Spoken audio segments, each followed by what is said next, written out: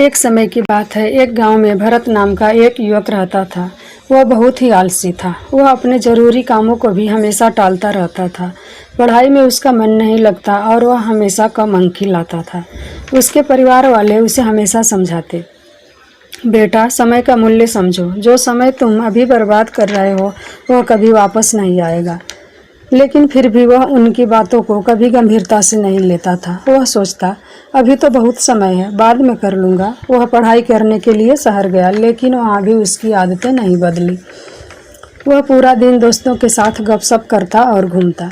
भरत के शहर में एक बुजुर्ग व्यक्ति रहते थे जो बहुत ही बुद्धिमान और ईमानदार थे। एक दिन भरत ने तय किया कि वह उस बुजुर्ग आदमी से मिलेगा ताकि वह उनसे कुछ सीख सके। भरत उस बुजुर्ग आदमी के पास गया। वह एक पेड़ के नीचे बैठकर ध्यान कर रहे थे।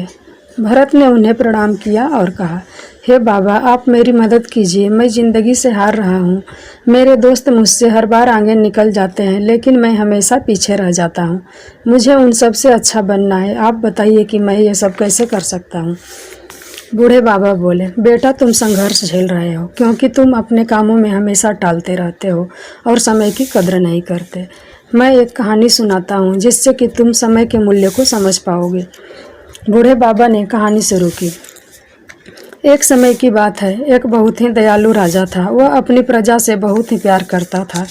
उसकी मदद के लिए हमेशा तैयार रहता था। एक दिन राजा को एक व्यक्ति मिला जो बहुत ही आलसी था और बहुत ही गरीब था। उसके पास न तो कोई धन कमाने का जरिया था और न ही कोई इज्जत। वह हमेशा अपनी परेशानियों का दोष दूसरों को देता था। राजा ने उसकी परेशानियों और उसकी ज़िंदगी के बारे में पूछा। उस व्यक्ति ने कहा, पता नहीं लोग मेरे बारे में ऐसा क्यों कहते हैं कि मैं कुछ नहीं कर सकता। जब भी मैं किसी नौकरी की तलाश में जाता हूँ, सब मुझे मना कर देते हैं। राजा को उस व्यक्ति पर दया आई। राजा ने कहा, एक सौदा करते हैं। सूर्य अस्त होने से पहले तुम मेरे राज दरबार में आना और जितना सोना चांदी तुम ले जा सको उतना ले जाना। वह सब तुम्हारा होगा। आदमी बहुत खुश हुआ और राजा को धन्यवाद कहा। वह दौड़ते हुए अपने घर गया और अपनी पत्नी को सब कुछ बताया। यह सुनकर उसकी पत्नी भी बहुत खुश हुई और बोली, जाओ और जल्दी से सोना चांदी ले आओ। उस व्यक्ति ने कहा, मैं अभी नहीं जा सकता, मैं भूखा हूँ, पहले मुझे खाना दो। उसकी पत्नी ने जल्दी से खाना बनाकर उसे दिया। उस व्यक्ति ने खाना धीरे धीरे खाया। उसने सोचा कि उसके पास तो बहुत समय है, खाना खाने के बाद खजाना लेने जाऊंगा।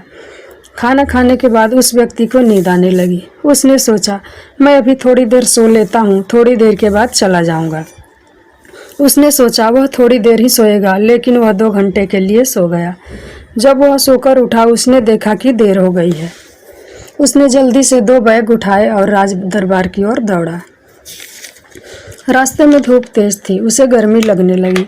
उसने सोचा, थोड़ी देर पेड़ के नीचे आराम कर लेता हूँ, फिर आगे बढ़ूंगा।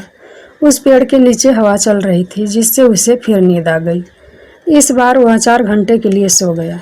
जब वह सोकर उठा, उसने देखा कि सूरज अस्त होने वाला है, शाम हो गया है। वह जल्दी से बैग उठाकर राज दरबार की ओर भागा। लेकिन जब वह राज दरबार पहुंचा तो उसने देखा कि सूरज डूब चुका था और दरवाजे बंद हो चुके थे। वह व्यक्ति बहुत दुखी हो गया। उसने अमीर बनने का एक अच्छा मौका गंवा दिया क्योंकि उसने समय के मूल्य को नहीं समझा। उस बूढ़े बाबा ने कहानी को ख़त्म किया और भरत की ओर देखा। भरत निशब्द था। उसे अपनी गलती का एहसास होने लगा। भरत ने उस बूढ़े बाबा को धन्यवाद दिया और अपने घर वापस लौट गया। वह समझ गया था कि समय बहुत कीमती है, उसे बर्बाद नहीं करना चाहिए। उसी दिन से भरत ने बिना समय गंवाए अपने लक्ष्यों पर काम करना शुरू किया। उसने अपने काम टालने की आदत छोड़ दी और बहुत ही मेहनत करने लगा। कुछ ही दिनों बाद वह अपने सभी दोस्तों से आगे निकल गया और कॉलेज का सबसे होनहार छात्र बन गया। इस कहानी से हमें यह सीख मिलती है कि समय सबसे कीमती चीज़ है। अगर इसे हम बेकार की चीज़ों में बर्बाद करेंगे तो हमारे पास पछताने के अलावा कुछ भी नहीं बचेगा। हर अवसर का सही समय पर लाभ उठाना चाहिए क्योंकि बीता हुआ समय कभी वापस नहीं आता। इसलिए आज से ही अपने लक्ष्यों पर ध्यान केंद्रित करना शुरू कर दें। दोस्तों, अगर यह कहानी आपको पसंद आई हो तो इसे लाइक करें, शेयर करें और हमारे चैनल को सब्सक्राइब करें। फिर मिलेंगे एक और नई शिक्षाप्रद कहानी के साथ।